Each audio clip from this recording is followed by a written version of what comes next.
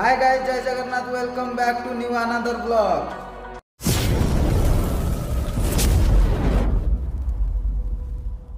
एबे मु आंध्र प्रदेश रो हर्सले हिल्स रे अछि, जहाकू आंध्रर उटी बोली कहती, जार उच्चता हेउची 4500 फुट। देखि पारुथिबे एबेकार क्लाइमेट। देखंतु किपरि कुहुड़ी लागी रही। एई कुहुड़ीर सौंदर्य को उपभोग करने पाई एठाकू बहुत टूरिस्ट मध्य आसुछंती। एही कुहुड़ी चलंतु एही कुहुड़ी रे व्यू पॉइंट रो मजा नेबा।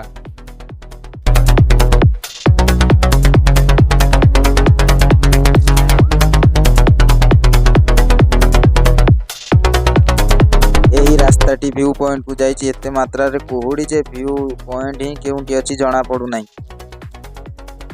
चलंतु अन्य एक व्यू पॉइंट को जिबा। एते मात्रा रे कुहुड़ी हेछि जे गाड़ी रो लाइट ही काम करूनी।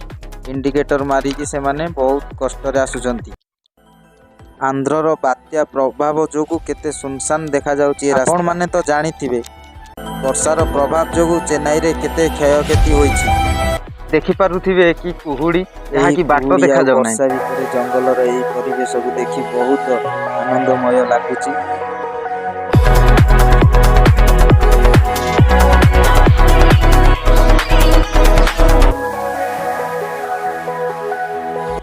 देखि पारुथिबे एही होटेलटी देखिबा पाई बहुत सुंदर। आउ मध्य एही होटेल रो रूम गुड़िक एही होटेल रे रहिबा पाई अनेक गुड़िए सुंदर सुंदर रूम रो सुविधा मध्य अछि।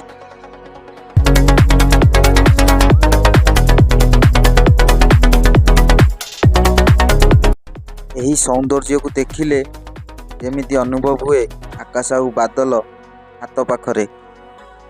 एही रोड रे मध्य अनेक समय रे हरिण आउ संबर मानकु देखिबाकू मिले।